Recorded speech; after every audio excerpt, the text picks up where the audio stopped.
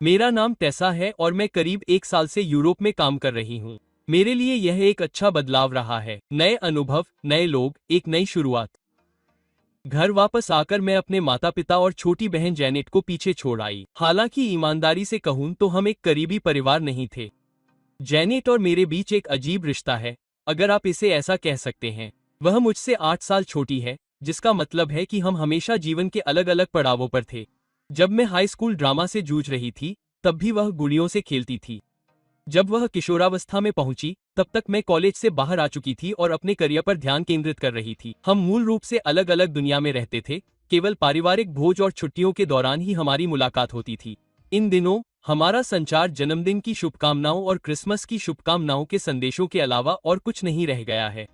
विदेश जाने से पहले मेरे पास घर पर अपना घर था, एक अच्छा सा अपार्टमेंट जो वास्तव में मेरी दादी का था। यह मजेदार है कि यह कैसे हुआ।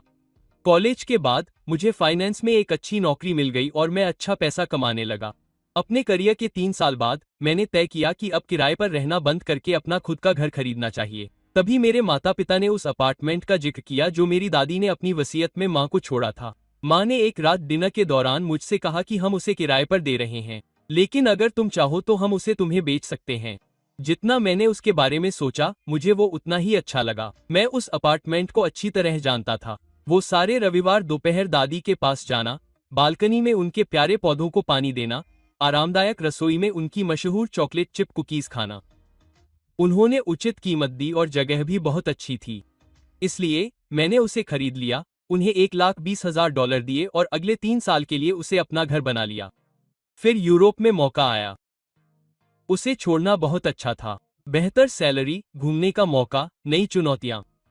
बेशक मैंने अपार्टमेंट रख लिया। वो मेरा पहला असली निवेश था और मैंने सोचा कि मैं उसे किराए पर दे सकता हूं या फिर कभी वापस आ सकता हूं। मैं ब्रसल्स में अपने अपार्टमेंट में अपने डेस्क पर बैठी थी और कुछ काम के ईमेल देख रही थी।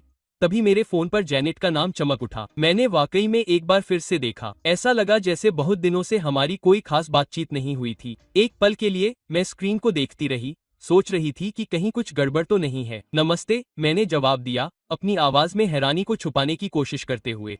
कैसा, हाय। जेनेट खुश लग रही थी, जो राहत देने वाली भी थी और उलझन भरी भी।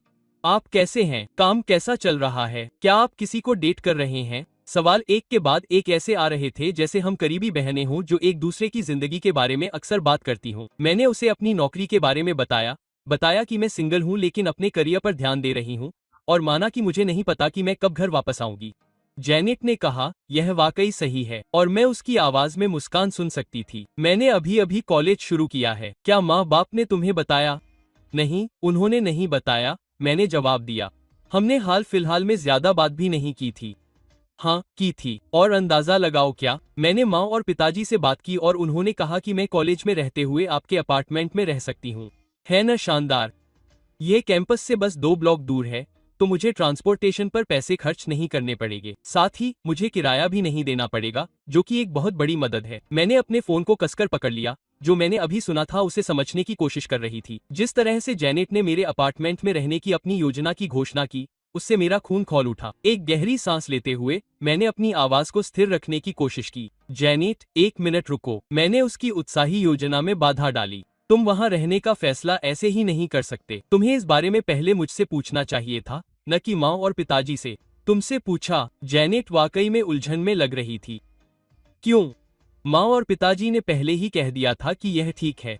मैंने अपनी बढ़ती निराशा को दबाते हुए अपनी नाक के पुल को दबाया। क्योंकि तुम्हें मेरी अनुमति चाहिए, उनकी नहीं। तुम वहां सिर्फ इसलिए नहीं जा सकते क्योंकि उन्होंने ऐसा कहा। लेकिन उन्होंने कहा, मुझे परवाह नहीं है कि उन्होंने क्या कहा। मैं झल्ला गई, फिर तुरंत अपने लहजे पर पछतावा हुआ। मैंने अपनी आवाज थोड़ी नरम कर ली। देखो जेनेट, मैं समझता हूं कि तुम अपने रहने के हालात को समझने की कोशिश कर रही हो, लेकिन यह काम नहीं करेगा। दूसरी तरफ से थोड़ी देर के लिए बात रुक गई। जब जेनेट ने फिर से बात की, तो उसकी आवाज में वही पागलपन भरा शांत लहजा था जो हमारी माँ तब इस्तेमाल करती थी जब उसे लगता था कि वह समझदारी से काम ले रही है। मुझे नहीं लगता कि ऐसा क्यों नहीं हो सकता। तुम यूरोप में हो, अपार्टमेंट खाली पड़ा है।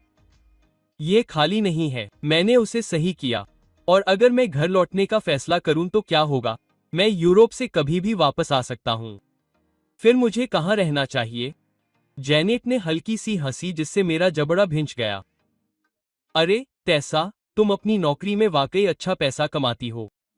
अगर तुम वापस आती हो तो तुम कोई और घर किराए पर ले सकती हो। ऐसा नहीं है कि तुम उसे खरीद नहीं सकती हो। मैं स्तब्ध और खामोश बैठा रहा। उसके इस सुझाव की सरासर दृष्टता कि मुझे एक और अपार्टमेंट किराए पर लेना चाहिए जबकि वह मेरे घर में बिना किराया दिए रहती है, ने मुझे एक पल के लिए अवाक कर दिया। यह मान लेना कि चूंकि मेरी नौकरी अच्छी है, इसलिए मुझे अपना घर उसे दे देना चाहिए, यह अविश्वसनीय था। नहीं, मैंने दृढ़ता से कहा, मेरी आवाज ठंडी थी। बिल्कुल नहीं। मैं तुम्हें मुफ्त में रहने के लिए कोई और घर किराए पर नहीं लेने जा रहा हूँ। ऐसा नहीं हो सकता, जेनेट। लेकिन माँ और पिताजी, मुझे परवाह नहीं है कि माँ और पिताजी क्या कहते हैं। मैं लगभग चिल्ला पड़ा। जवाब है नहीं। उसके जवाब का इंतजार किए बिना मैंने फोन रख दिया। जब मैंने फोन अपनी मेज पर रखा तो मेरे हाथ कांप रहे थे। मैंने अगले कुछ घंटे काम में खुद को व्यस्त रखने की कोशिश में बिताए, लेकिन मैं ध्यान केंद्रित नहीं कर सका। जेनेट के साथ हुई बातचीत मेरे दिमाग में बार बार घूम रही थी। मुझे पता था कि यह खत्म नहीं हुआ है। हमारे परिवार में एक ही बातचीत से कुछ भी खत्म नहीं होता। जरूर, जब मैं रात के खाने के लिए बचा हुआ खाना गर्म कर रहा था, तभी मेरा फोन बजने लगा। माँ का नाम स्क्रीन पर चमक उठा। मैंने उसे 2 बार बजने दिया, गहरी सांस ली और खुद को आने वाली घटना के लिए तैयार किया। आखिरकार मैंने जवाब दिया, नमस्ते टेसा।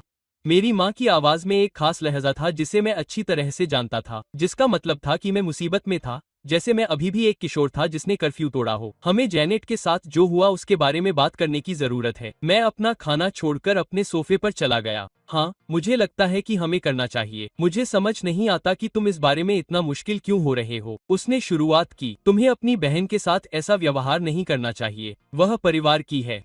यह सिर्फ थोड़े समय के लिए है जब तक वह कॉलेज में है। अगर जेनेट अपार्टमेंट में रहती है तो कुछ भी बुरा नहीं होगा। मैंने अपनी आवाज को संतुलित रखने के लिए अपनी उंगलियां अपने बालों में घुमाईं। माँ, मैं उसे वहां ऐसे ही नहीं रहने दे सकती। अगर वह जाना नहीं चाहती तो क्या होगा? मैं अपनी बहन से उसे अपने अपार्टमेंट से निकालने के लिए लड़ाई नहीं करने जा रही हूँ। ओह, नाटकीय मत बनो, माँ ने उपहास किया। ऐसा नहीं होगा। तुम यह नहीं जानती, मैंने जवाब दिया। इसके अलावा तुम लोग उसे अपना घर किराए पर दिलाने में मदद क्यों नहीं कर सकते? यह मेरा अपार्टमेंट क्यों होना चाहिए? माँ के जवाब देने से पहले थोड़ी देर रुकी। जेनेट की कॉलेज की ट्यूशन फीस पर हम पहले ही अपना सारा पैसा खर्च कर चुके हैं। हम उसके ऊपर से किराया नहीं दे सकते। मैं खड़ा हुआ और अपने लिविंग रूम में टहलने लगा। खैर, मैं नहीं चाहता कि वो वहां रहे। कौन जानता है कि उस जगह का क्या होगा? और इसके अलावा मैं अभी उसे किराए पर दे रहा हूँ। मुझे उस अपार्टमेंट से आमदनी हो रही है। अगर जेनेट यहाँ रहने आती है तो मैं बिल चुकाऊंगा जबकि वो वहाँ मुफ्त में रहेगी। खैर, मैं उसे जवाब सोचने की कोशिश करते हुए सुन सकता था जब तक मैंने यह नहीं कहा, तुम और पापा जेनेट के वहाँ रहने के लिए मुझे किराया देना चाहते हो। दूसरी तरफ सन्नाटा था। फिर मेरी माँ की तीखी और गुस्से भरी आवाज आई। मुझे यकीन नहीं हो रहा कि तुम कितनी बेशर्म और स्वार्थी हो रही हो। अपनी ही बहन से किराया मांग रही हो। तुम्हें क्या हो गया है? अब स्वार्थी हो गई हो। मुझे गुस्सा आ रहा था। अपने खुद के अपार्टमेंट को रखना स्वार्थी कैसे हो सकता है? वह अपार्टमेंट जिसे मैंने अपने पैसे से खरीदा है। या तुम भूल गए कि मैंने तुम्हें और पापा को इसके लिए 120,000 डॉलर दिए थे? इसका इससे कोई लेना देना नहीं है। इसका इससे बहुत कुछ लेना देना है। मैं अब लगभग चिल्ला रहा था। मुझे यह अपार्टमेंट मुफ्त में नहीं मिला। मैंने इसे अपने पैसे से खरीदा है, मेरी मेहनत की कमाई से। फोन कट गया। अगला हफ्ता पूरी तरह से खामोशी में बीत गया। माँ का कोई फोन नहीं, जेनेट का कोई मैसेज नहीं, कुछ भी नहीं। मैं अपने पेट में हर दिन बढ़ती गांठ को नजरअंदाज करते हुए काम में लग गया।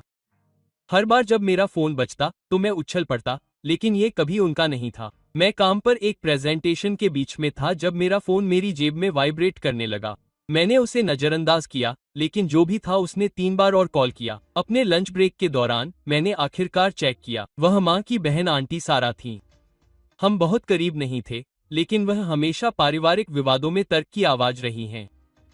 टेसा, उसकी जानी पहचानी आवाज फोन पर आई। तुम्हारे परिवार में क्या चल रहा है? मैंने अभी अभी तुम्हारी माँ से बात की और वह खुद से ठीक नहीं लग रही थी। मैंने एक लंबी सांस ली और अपने ऑफिस का दरवाजा बंद कर लिया। सब गड़बड़ था, आंटी सारा।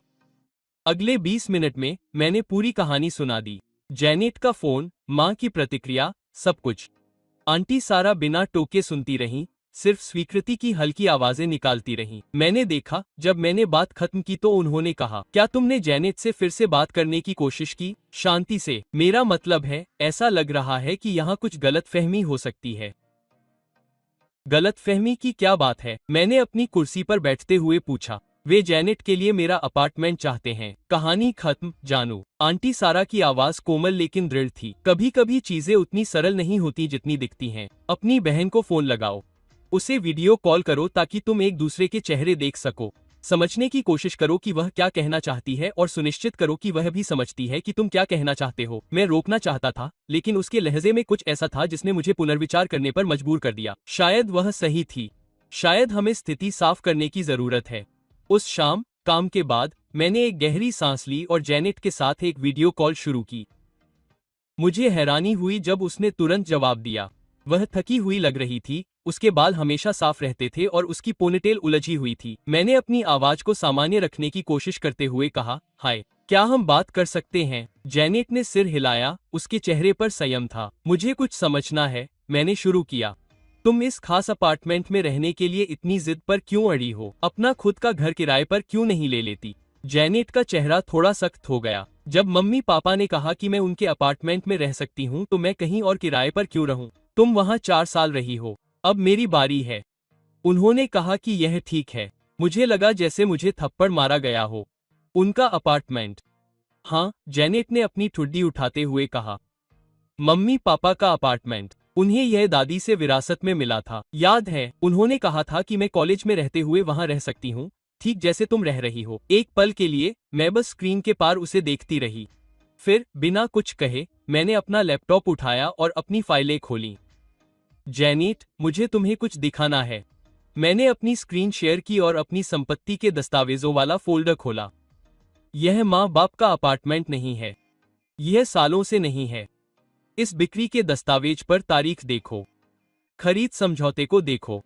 मैंने उनसे यह अपार्टमेंट खरीदा था। मैंने उन्हें इसके लिए $120,000 दिए थे। इसके बाद जो खामोशी छा गई।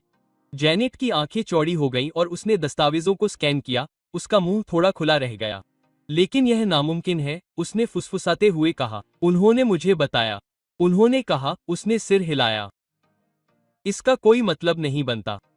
वे इस बारे में झूठ क्यों बोलेंगे? वे तुम्हें अपार्टमेंट बेचना कैसे भूल सकते हैं? मैंने अपनी स्क्रीन पर जेनेट का चेहरा देखा जब वह मेरे दिखाए दस्तावेजों को देख रही थी। वह पीली, उलझन में और कुछ पल पहले की तुलना में किसी तरह जवान दिख रही थी। मुझे अपनी बहन के लिए अचानक सहानुभूति महसूस हुई। ठीक है, मैंने माहौल को हल्का करने की कोशिश करते हुए कहा, कम से कम पैसे किसी अच्छे काम में तो गए। माँ ने मुझे बताया कि उन्होंने इसका इस्तेमाल तुम्हारे कॉलेज की ट्यूशन फीस भरने में किया था। उद्धरण चिन्ह। जेनेट का सिर अचानक ऊपर उठा। क्या? अपार्टमेंट बेचने के पैसे? उद्धरण चिन्ह। मैंने समझाया। माँ ने कहा कि उन्होंने इसे तुम्हारी पढ़ाई पर खर्च किया है। जेनेट ने अजीब सी हंसी निकाली जो सिसकने जैसी लग रही थी। टेसा, मैं पूरी स्कॉलरशिप पर हूँ। माँ और पिताजी ने मेरी पढ़ाई के लिए एक पैसा भी नहीं दिया है। अब मेरी बारी थी कि मैं हैरान होकर उन्हें घूरूं। लेकिन माँ ने पिछले हफ्ते ही मुझे बताया था कि वे तुम्हें किराया नहीं दे सकते क्योंकि उन्होंने सारे पैसे तुम्हारी ट्यूशन पर खर्च कर दिए हैं। हम दोनों स्तब्ध और खामोश बैठे थे और इस नए खुलासे को समझ रहे थे। फिर जेनेट ने आवाज कांपते हुए कहा, क्या तुम्हें याद है जब मैं मिडिल स्कूल में डांस क्लासेस चाहती थी? उसने पूछा। माँ ने मुझसे कहा था कि वे इसे नहीं खरीद सकते क्योंकि उन्होंने अभी अभी तुम्हें कॉलेज के लिए एक नया लैपटॉप खरीदा है। क्या? मैंने सिर हिलाया। मैंने उनसे कभी लैपटॉप नहीं लिया। मैंने अपनी गर्मियों की नौकरी से पैसे बचाकर एक लैपटॉप खरीदा था। जेनेट अपनी स्क्रीन के और करीब झुक गई। और क्या तुम्हें वह समर कैंप याद है जिसमें मैं जाना चाहती थी, जिसमें मेरे सभी दोस्त शामिल हुए थे? माँ ने कहा था कि वे मुझे नहीं भेज सकते क्योंकि उन्होंने अभी अभी तुम्हारी कॉलेज एप्लीकेशन फीस भरी है। लेकिन मैंने फीस माफी के लिए आवेदन किया था। मैंने धीरे से कहा, मैंने अपने कॉलेज के सारे आवेदन खुद ही भरे क्योंकि उन्होंने मुझे बताया था कि उन्होंने तुम्हारे नए स्कूल यूनिफॉर्म पर अपने सारे पैसे खर्च कर दिए हैं। School uniform? जेनेट की भौहें तन गईं। मेरे स्कूल में तो यूनिफॉर्म तक नहीं थी। हम अगले 1 घंटे तक एक दूसरे से कहानियां साझा करते रहे। हर एक कहानियां पिछली से ज्यादा खुलासा करती थी। एक पैटर्न उभरा। जब भी हम दोनों में से किसी ने कुछ मांगा तो हमारे माता पिता ने उसे पूरा न कर पाने का दोष दूसरी बहन पर खर्च किए जाने को दिया। यह एक ऐसी पहेली को जोड़ने जैसा था जिसका कोई भी टुकड़ा उस तस्वीर से मेल नहीं खाता था जिस पर हम बड़े हुए थे। अगली सुबह मैंने आंटी सारा को फोन किया। जेनेट और मैंने जो कुछ भी पता लगाया था उससे मेरा सिर घूम रहा था और मुझे किसी और के नजरिए की जरूरत थी। आंटी सारा ने जैसे ही फोन उठाया मैंने कहा, मैंने कल रात जेनेट से बात की, हमें पता चल गया। खैर, हमें पता चला कि माँ और पिताजी हमसे 4 साल से झूठ बोल रहे थे। वे हम दोनों से कहते थे कि वे कुछ नहीं खरीद सकते क्योंकि उन्होंने दूसरे पर पैसे खर्च किए हैं, लेकिन उनमें से कुछ भी सच नहीं था। उन्होंने जेनेट को बताया कि जब उन्होंने सालों पहले मुझे अपार्टमेंट बेचा था तब भी वो उनका था। उन्होंने मुझे बताया कि उन्होंने बिक्री से मिले पैसे जेनेट के कॉलेज में खर्च कर दिए, लेकिन वो स्कॉलरशिप पर है, कुछ भी नहीं जुड़ता। मैंने दूसरी तरफ आंटी सारा को गहरी सांस लेते हुए सुना। जब वो बोल रही थी तो उसकी आवाज में लंबे समय से दबे अपराधबोध जैसा कुछ था। तैसा, जानू, बैठ जाओ। मुझे तुम्हें तुम्हारे माता पिता के बारे में कुछ बताना है, कुछ ऐसा जो मुझे तुम्हें सालों पहले बता देना चाहिए था। मैं परिवार में परेशानी नहीं पैदा करना चाहता था, लेकिन मुझे लगता है कि अब समय आ गया है कि तुम सच जान लो कि तुम्हारे माता पिता तुम्हारे और तुम्हारी बहन के साथ कैसा व्यवहार करते थे। मैं अपने सोफे पर बैठा था, मेरे कान में फोम लगा हुआ था, आंटी सारा के आगे बोलने का इंतजार कर रहा था। कुछ मिनटों तक खामोशी रही, आखिरकार उन्होंने फिर से बात की। उनकी आवाज पछतावे से भरी हुई थी। तुम्हारे माता पिता वो नहीं थे जो तुम सोचती हो, टेसा। वे हमेशा अपना गुजारा चलाने के लिए संघर्ष नहीं कर रहे थे जैसा कि वे हमेशा कहते थे। तुम्हारी दादी, वो उन्हें हर महीने पैसे देती थी, खास तौर पर तुम्हारे और जेनेट के लिए। मेरा हाथ फोन पर कस गया। आप खास तौर पर हमारे लिए क्या कहना चाहती हैं? वह चाहती थीं कि उनकी पोतियों का अच्छा ख्याल रखा जाए, आंटी सारा ने समझाया। लेकिन आपके माता पिता ने वो पैसे खुद पर खर्च कर दिए। सबसे कम पैसे आप लड़कियों के पास जाते थे। वे घर के लिए सबसे सस्ता राशन खरीदते थे, आपको सबसे बुनियादी जरूरत की चीजें दिलाते थे। जबकि वह रुक गई जैसे शब्दों के साथ संघर्ष कर रही हो। जबकि वे क्या करते थे? मैंने पूछा, हालांकि मेरा एक हिस्सा ये जानना नहीं चाहता था। जबकि वे हर किसी की पीठ पीछे शाही अंदाज में रहते थे, वे हमेशा महंगे रेस्टोरेंट में खाते थे, हाई एंड स्टोर से शॉपिंग करते थे, और वे साल में 2 या 3 बार अपने बिजनेस ट्रिप पर जाते थे। मुझे ऐसा लगता था कि मेरा पेट खराब हो गया है। माँ और पिताजी हमेशा कहते थे कि उन्हें काम के लिए यात्रा करनी पड़ती है। कोई बिजनेस ट्रिप नहीं थी, टेसा। वे लग्जरी छुट्टियां थीं। वे आप लड़कियों को आपकी दादी के पास छोड़ देते थे, उन्हें बताते थे कि वे किसी ऐसी जगह जा रहे हैं जहां का मौसम बच्चों के लिए ठीक नहीं है। असल में वे 5 सितारा रिजॉर्ट में ठहरते थे, क्रूज पर जाते थे, मौज मस्ती करते थे, जबकि आप और जेनेट पीछे रह जाते थे। यादें ताज़ा होने लगी। वो हर बार जब वो हमें दादी के घर छोड़ती थीं, तो उनके मैचिंग डिजाइनर सूटकेस कार की डिग्गी में रखे होते थे। मुझे याद है कि वो बिजनेस ट्रिप से पहले कितनी उत्साहित दिखती थीं, कैसे वो टैन होकर और रिलैक्स होकर वापस आती थीं। अब सब कुछ समझ में आ रहा था। तुम्हें कैसे पता चला? मैंने किसी तरह पूछा। आंटी सारा ने गहरी सांस ली। वो एक इत्तेफाक था। एक दिन मैं तुम्हारी माँ से एक रेस्टोरेंट में मिली, बहुत महंगा रेस्टोरेंट, जब वो बिजनेस ट्रिप पर जा रही थी। उन्होंने एकदम नए डिजाइनर कपड़े पहने थे, ऐसे गहने जो मैंने पहले कभी नहीं देखे थे। जब मैंने उनसे इस बारे में पूछा तो वो चुप हो गई, और जब उन्होंने आगे कहा तो मैं उनकी आवाज में दर्द महसूस कर सकता था। तुम्हारी माँ ने मुझे धमकी दी थी, टेसा। उन्होंने कहा, अगर मैंने तुम्हारी दादी को इस बारे में कुछ भी बताया तो वह मेरे खिलाफ हो जाएंगी। वह जानती थी कि तुम्हारी दादी को कैसे बहकाना है। उन्हें पूरा यकीन था कि वह कुछ भी गलत नहीं कर सकती। तुम्हारी माँ ने कहा था कि वह सुनिश्चित करेगी कि मुझे विरासत से पूरी तरह से वंचित रखा जाए, और तुमने यह बात इतने समय तक छिपाए रखी। मैं इस आरोप को अपनी जुबान से नहीं छिपा सकी। इस बात को लेकर हमारी खूब लड़ाई हुई। आंटी सारा की आवाज फट गई। उसके बाद सालों तक मैंने और तुम्हारी माँ ने बात नहीं की। और हाँ, मैं चुप रही। मुझे अब उस पर बहुत शर्म आती है, टेसा। मुझे बोलना चाहिए था, कुछ करना चाहिए था, लेकिन मैं डर गई थी। और मुझे बहुत दुख है। तुम और जेनेट इससे बेहतर के हकदार थे। तुम्हें सच जानने का हक है।